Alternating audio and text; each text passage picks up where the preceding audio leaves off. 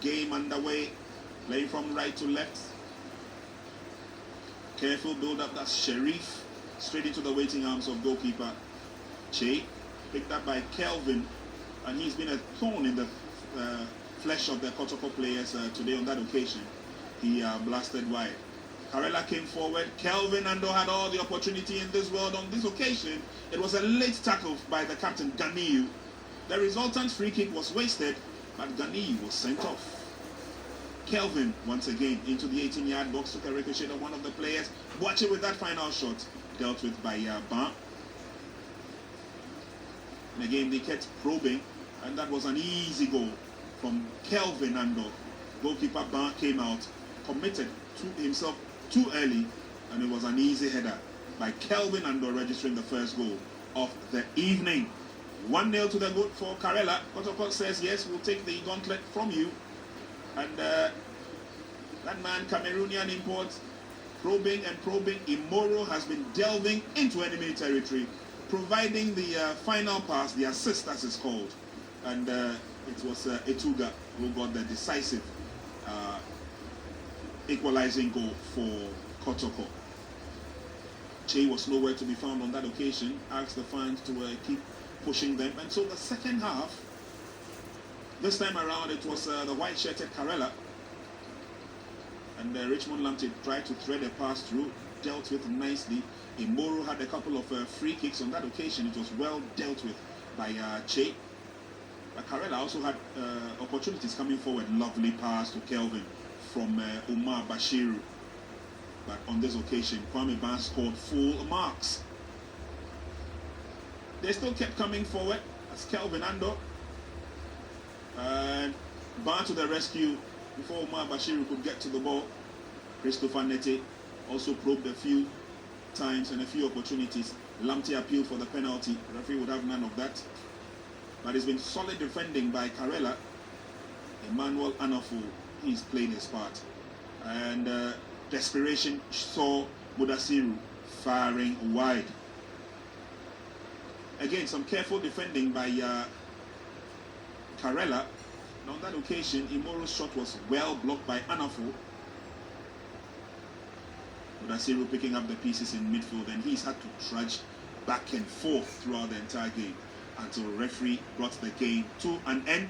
1 goal apiece for both sides, and we'll be switching over to Judah Champong in a bit to take a look at the comments to be made by the technical bench. But 9 shots on target by Kotoko. They did a lot of probing, although they played 10 against 11. 7 corners to the league leaders and 2 offsides as well. But 20 fouls committed by Karela, with 1 yellow card going to them, a red card going to Kotoko, signifying full time here at the Baba Yara Stadium. Kotoko 1, Karela 1. Let's go over now to Prof. Judah Champong as he interacts. So it has ended here, 1-1 apiece. Kotoko scoring an equalizer to cancel the early lead from Karela. Coach Bismarck Kobe Mensah is the head coach. Coach, thanks for joining me once again. You were coaching from the stands, I saw you, but when you took the lead and Kotoko were down by a man, I thought that was the time you could have gone on to win the game and wrap it up. What happened? Yeah, seriously, I'm very disappointed for the first time I have to blame my players for a very shambolic performance. You know, you can't play like this and get results. You know, you need to know what time is it. At the time that you have that numerical advantage, you can't play like this. They did not show desire. They did not show hunger.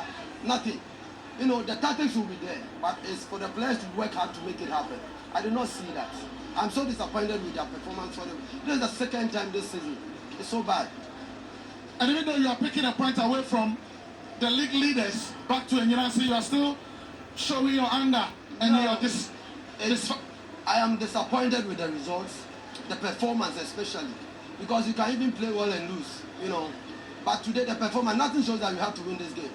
I can't believe the Kotoko down by them and they were more hungrier to score, more hungrier to keep the ball, more hungrier to dominate the game. I've never seen my players playing this abysmal before. You spoke about the symbolic attitude of your boys, but let's talk about the defending. I mean, for the Kotoko equalizer, you could see your defenders were caught ball watching, nothing to do. What would you say about the It's all part defenders? of the character, you know.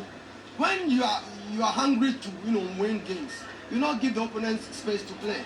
We came with a certain tactical approach, but as I said, the players have to make it happen. Today they have shown weak mentality. They have shown that they are not ready to win this game today. No. I mean, for me, we have to blame ourselves. Now, one player that stood out for me was Kelvin Ando with that brilliant goal, and he gave everything. I mean, he was super. Yes, he couldn't get the ball into the net the second time, but I thought he was brilliant. No, I did, because I know his quality that he possesses. I expect better performance than this. He was being lazy around, not him alone. Amonu, most of the midfielders, even Bashir. For me, I'm very disappointed with the attitude and character of my players today. All right, coach, many thanks. Yeah, attitude and mentality of his boys. And I'm sure he's going to give it to them when they get into the dressing room. But with me now is the head coach for Kotoko. It's Prosper Nateogo. Coach, thanks for joining me once again. I'm sure you were really looking for all 3 points. You didn't get it, you got 1.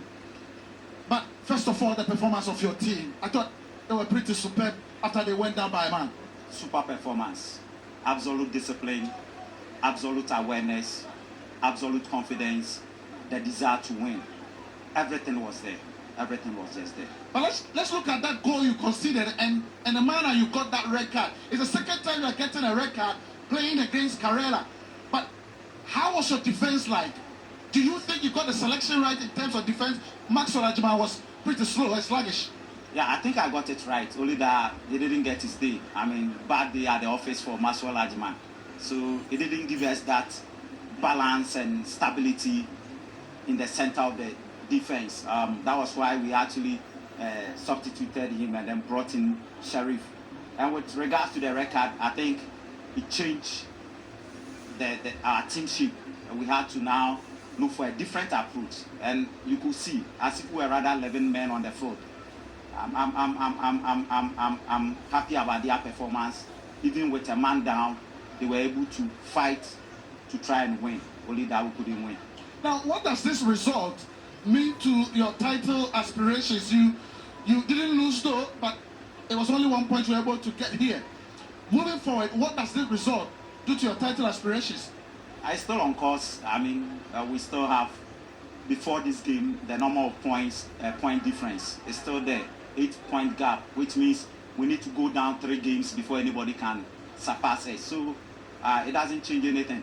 Now, talking about 3 games you need to go. The next 2 games are the most difficult. You play against K-Faisal here and you play against Accra Hearts of Oak without your captain. How is the dynamics going to be for your team? They are not difficult games as we are seeing it. They are normal games. We'll play them. The captain is not there.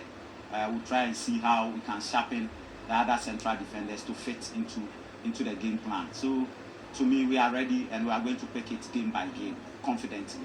Well, Coach, many thanks. Thank you.